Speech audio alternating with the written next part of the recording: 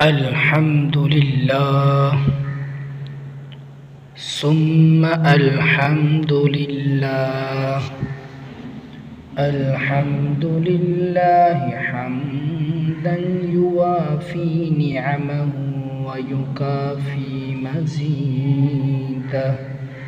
يا ربنا لك الحمد كما ينبغي لجلال وجهك ولعظيم سلطانك.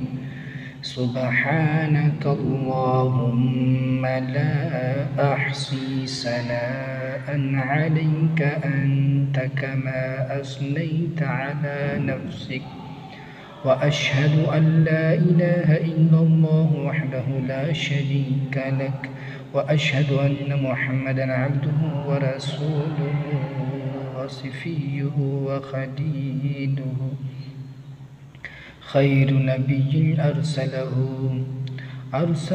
الله إلى العالم كله بشيرا ونذيرا.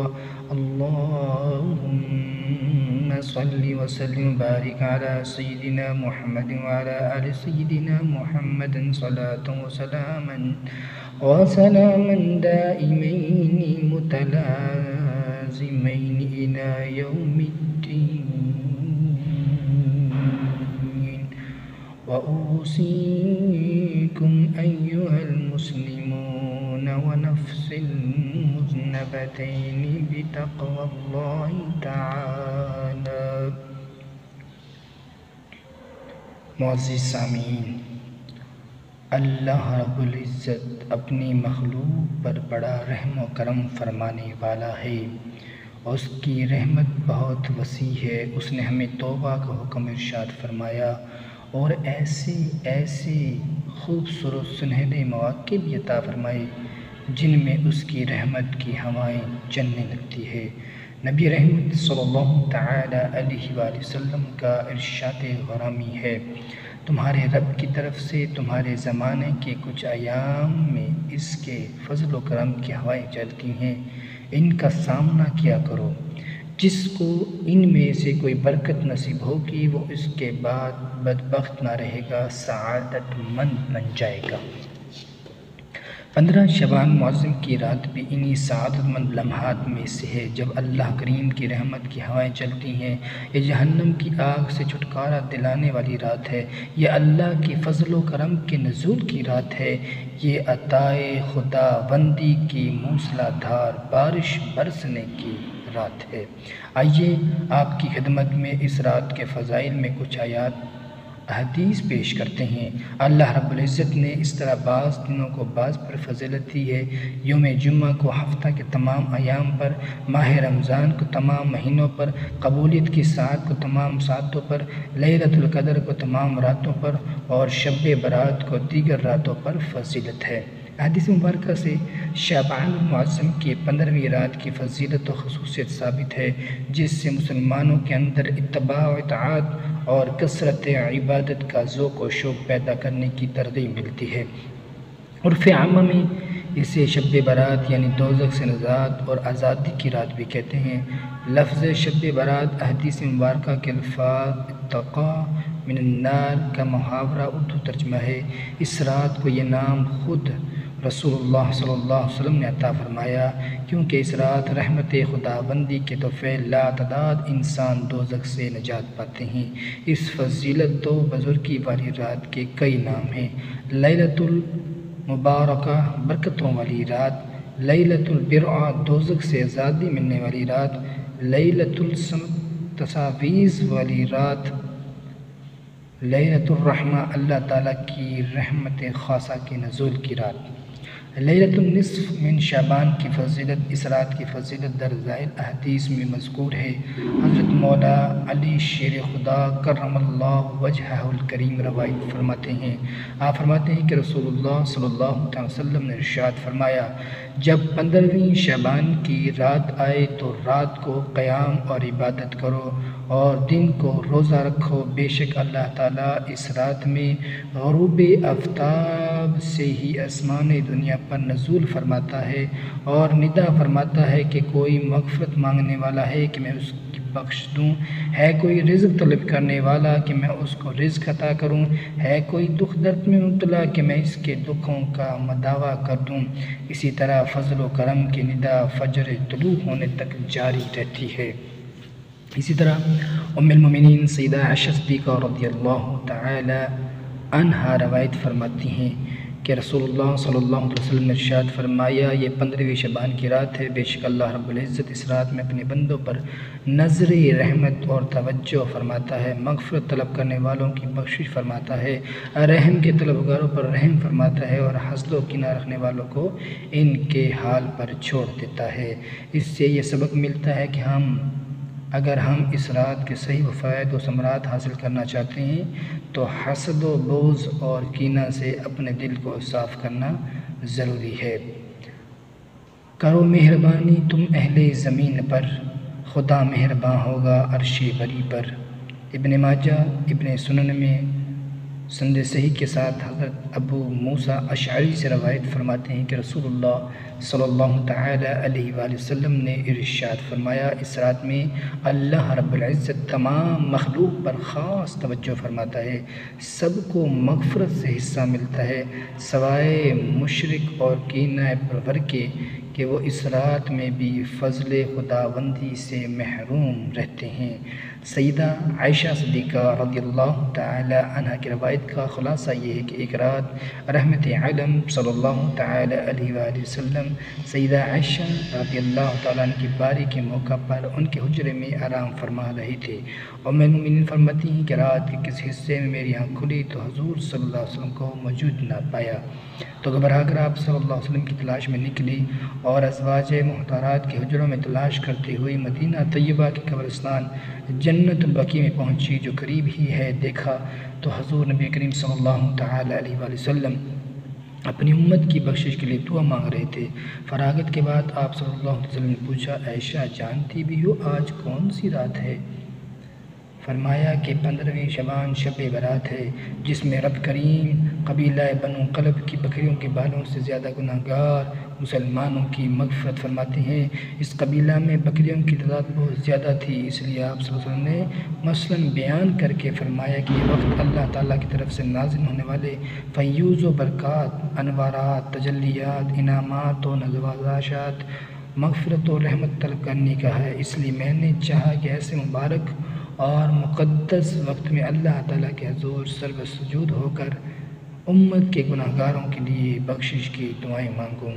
حدیث کریمہ اور صحابہ کرام اور بزرگان دین کے عمل سے ثابت ہوا کہ اس رات میں 3 کام کرنے ہیں۔ قبرستان جا کر مردوں کے لیے اصالہ ثواب اور مغفرت کی دعا کی جائے، لیکن یاد رہے کہ نبی کریم صلی اللہ علیہ وسلم سے ساری حیات مبارکہ میں صرف ایک مرتبہ شب برات میں جنت البقیع جانا ثابت ہے۔ اس لیے اگر کوئی شخص زندگی میں ایک مرتبہ بھی اتباع سنت کی نیت سے چلا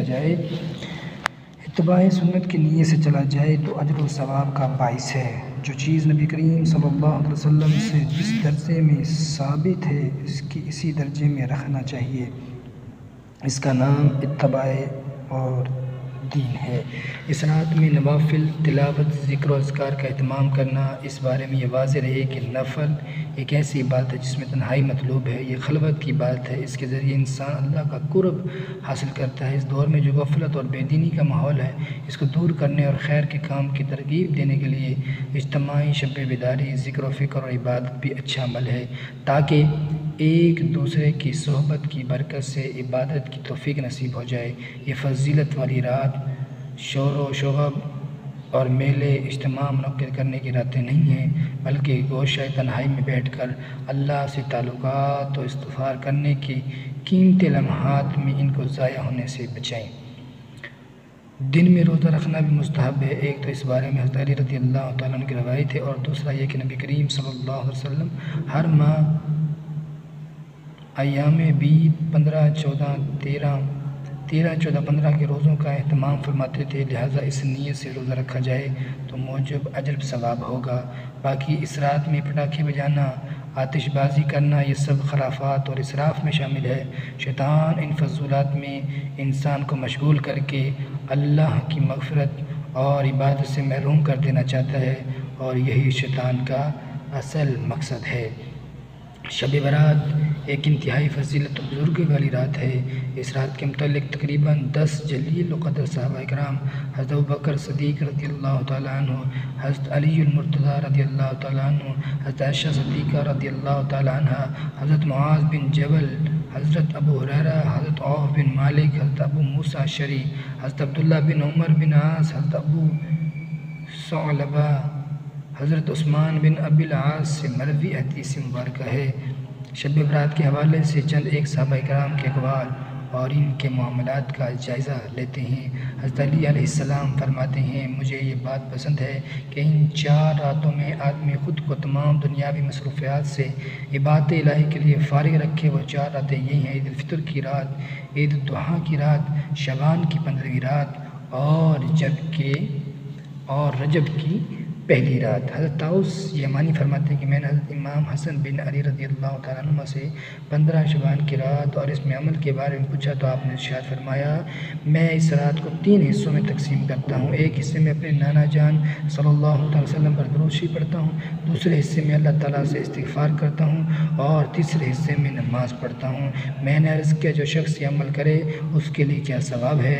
آپ نے فرمایا، میں نے حضرت علی رضی اللہ تعالیٰ عنہ سے سنا اور انہوں نے حضور نبی کریم صلی اللہ علیہ وسلم سے سنا۔ آپ صلی اللہ علیہ وسلم نے فرمایا، اسے مقربین لوگوں میں لکھ دیا جاتا ہے۔ حضرت عبداللہ بن عمر رضی اللہ تعالیٰ عنہ فرماتے ہیں، 5 راتیں ایسی ہیں جس میں دعا رد نہیں ہوتی: جمعہ کی رات، رجب کی پہلی رات، شعبان کی 15ویں رات، عید الفطر کی رات اور عید الاضحیٰ کی رات۔ حضرت ابن عباس رضی اللہ تعالیٰ عنہ نے فرمایا، اس رات میں 1 سال سے دوسرے سال تک دنیا کے معاملات کی تقسیم کی جاتی ہے۔ شب برات فیصلے، قضا، قہر و رضا، قبول و رد، نزدیکی، دوری، سعادت و سخاوت اور پرہیزگاری کی رات ہے۔ کوئی شخص اس میں نیک بختی حاصل کرتا ہے، کوئی مردود ہو جاتا ہے، ایک ثواب پاتا ہے اور دوسرا ذلیل ہوتا ہے، ایک معظم مکرم ہوتا ہے، دوسرا محروم رہتا ہے، ایک کو اجر دیا جاتا ہے جبکہ دوسرے کو محروم کر دیا جاتا ہے۔ کتنے ہی لوگوں کا کفن دھویا جا رہا ہے اور وہ بازاروں میں مشغول ہے، کتنی قبریں کھودی جا رہی ہیں، لیکن قبر میں دفن ہونے والا اپنی بے خبری کے باعث خوشی اور غرور میں ڈوبا ہوا ہے۔ کتنے ہی چہرے کھلکھلا رہے ہیں حالانکہ وہ ہلاکت کے قریب ہیں، کتنے مکانوں کی تعمیر مکمل ہو گئی ہے لیکن ان کا مالک موت کے قریب پہنچ چکا ہے۔ کتنے ہی بندے رحمت کے امیدوار ہیں بس انہیں عذاب پہنچتا ہے، کتنے ہی بندے خوشخبری کی امید رکھتے ہیں بس وہ خسارہ پاتے ہیں، کتنے ہی بندوں کی جنت کی امید ہوتی ہے پھر ان کو دوزخ میں جانا پڑتا ہے، کتنے ہی بندے اللہ تعالیٰ سے ملاقات کے امیدوار ہوتے ہیں لیکن وہ جدائی کا شکار ہوتے ہیں، کتنے ہی لوگوں کو عطائے خداوندی کی امید ہوتی ہے لیکن وہ مصائب کا منہ دیکھتے ہیں، اور کتنے ہی لوگوں کو بادشاہی کی امید ہوتی ہے لیکن وہ ہلاک ہوتے ہیں۔ شب برات کی